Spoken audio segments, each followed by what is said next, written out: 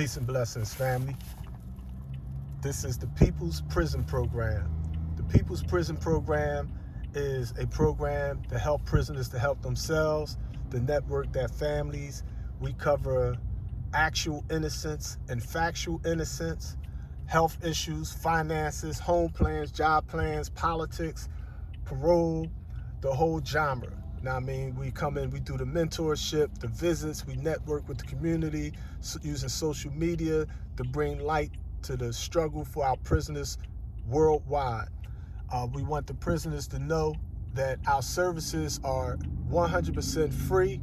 The only thing you would pay for is like little things, like if you send us some pictures, to cover our costs, you just send a couple of hours to make sure we be able to ship you your pictures right back, or you send us pictures that you don't want back. But we'll do the video production for you. If we have to do something like some investigation or whatever, we'll work for y'all out here. Sometimes people could get out of the belly of the beast if they could contact a witness, if they could contact some exculpatory evidence and present it within 6 months or a year. Depending on your state and your circumstances and whatever county, state, federal, or private prison they may be in. Right now, we're just going to, we're out in the city of Coatesville, Pennsylvania. We're about to go down to a free little box where we basically help people help themselves. Sometimes people just need a little snack. Sometimes people need a little something to eat, a little something to drink. And you got people that's homeless. And the thing that I like about Coatesville is that, you have poor Mexicans, poor whites, poor blacks, poor Hispanics. The people, unfortunately, are suffering from classism like anywhere else, but usually it's like different sections. Like I'm from Philly. Philly is usually like Puerto Ricans over here, blacks over here, whites over here. Coatesville have that, but not to the extent of a big major city like Philadelphia. And the thing that I like is how they share and they network here. So they try to help the people to help themselves.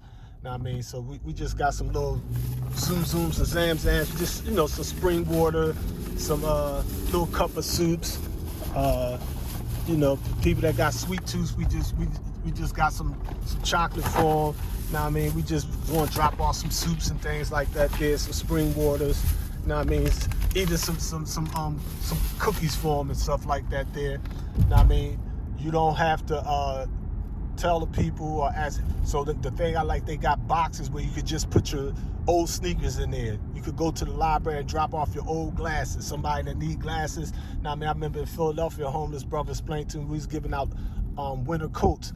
And I was like, what is that you need? He said, man, really what I need is some socks and some readers. He said, if I had some glasses, I could fill out an application and I won't be homeless. He said, I can't see the darn application. And I wear glasses, so I feel him.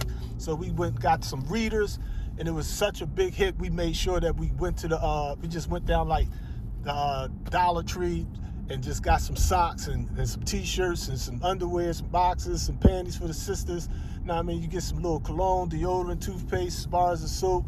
They could shoot in the bathroom, wash up, take a bird bath. They feel better. I remember the one sister cried because my wife donated some makeup and stuff like that. And she was like, Dad, just putting perfume on, just doing her hairs, being able to put some lip gloss on. They appreciate those little things. So even though you may not have a lot of money, you don't have to be part of a big organization. You could do your part, in helping people to help themselves. You don't have to be rich. You could take $10 off your EBT card, your food stamp card, and just go to Dollar Tree and just get little snacks and give them some grub. So we just great drop this stuff off real quick. I'm on my way to the eye doctor to pick up my personal stuff. So even though you're busy, we got a lot of little runs we can make, but it just take a few minutes. Stop right here. You see this box say Tasty Treats. Homeless brother out here. You see the boxes out here, the little juices and stuff in there right now. We just great add on to the cipher. Just drop this off. Peace and blessings. Hold on, family. Let's go drop this off. Yeah, we just dropped off the food products, slow perishable items. Had a nice good talk with the homeless guy out there. Just because you're homeless don't mean that you don't have dignity and pride. He didn't want nothing to eat. But we had some spring water, some Deer Park bottles, and I asked him, was he thirsty? He told me, he said, actually, I'm very thirsty. I said, oh, well, I just happen to have some waters with me, too. So I gave him some waters, you know what I mean, gave him a pound, you know what I mean, you know, and kept it moving, you know what I mean. He respected space, you know what I mean, showed them some unity, and kept it moving, you know what I mean. You know, do unto others you want done unto you, you know what I mean. So one of the things Chairman Miles said, not that I subscribe to 100% of what anybody say, but one of the good things that I agree with, he brought it out. He explained that a little bit of work is better than a whole bunch of planning. You know what I mean? Just a little bit of work, just your tiny little actions. Like if you're sitting in the house and you're watching the news and they talking about the shootings and the killings, and you're like, oh, they out here killing each other, this, that, and the other. Fine. All you gotta do is go out there on the streets and just talk to one person. That's it. Just go down to the park, talk to one, go on the corner and just talk to one person. Be like, look, you know what I mean? I don't know you, this, that, and the other. I just want you to know, you know what I mean? I love you, respect you, family. I want you to stay alive. You know what I mean? Stay progressive. You know what I mean? You know, do what you gotta do, but be safe out here in these streets. You know what I mean? And just keep it moving. Just do your part. And I mean, if everybody do that little part, it's not, you know, like the ancient proverb explained, is, you know, the man walking down the beach and he see all the starfish stranded, you know, and he's throwing them back in the water. His friend like, yo, what is you doing? It's like, I'm trying to rescue the starfish. He's like, man, you can't say these starfish is too many. He's like, you know what I mean? There's no way you're going to be able to do that. And he was like, I can't save all of them, but I saved this one. And he threw it in the water. You know what I mean? So you may not be able to save all of them, but if you could save just one, you know what I mean, you did your part. You know what I mean? Moses' prayer to God was, if it's just one righteous, will you say? He said, if it's one right, I'll spare the whole nation. You know what I mean? So all we gotta do is do our part. You know what I mean? But in doing our part, we gotta be mindful that the Bible tells us, be not righteous over much, neither make thyself over wise. Why should you destroy yourself?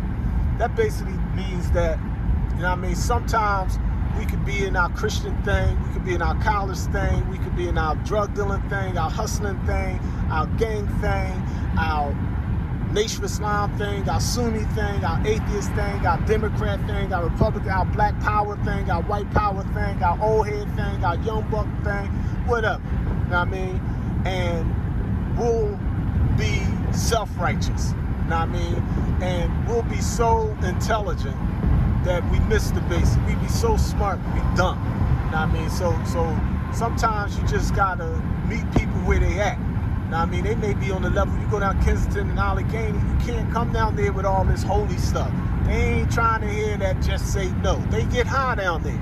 They shoot dope. They smoke crack. They use meth. They use coke. They smoke weed. They drink whatever. They got drug and alcohol problems. You know what I mean?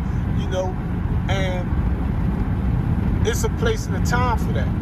But at that moment in their life, it's like they may not be ready to stop using drugs, and you be like, well, I'm not going to deal with it. Because I'm a Christian, I'm a Jehovah's Witness, I'm Sunni, I follow the Salafi, I'm Nation of Islam, I'm in my nice suit and bow tie, I'm in my garbs, I'm better than them, I'm 5%er, I'm God, they mentally dead, F them. Nah, you know what I mean?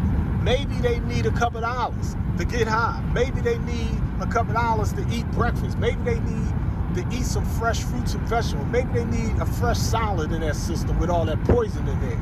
Maybe they need a clean condom to avoid a sexually transmitted disease. Maybe they need a clean needle instead of sharing a dope needle and killing each other with hepatitis or something. It's like, be not righteous over much. Don't judge them by your standards. You know what I mean? Don't over-intellectualize it because you got degrees above your knees, or you may be smarter than them, or you may be militarily inclined.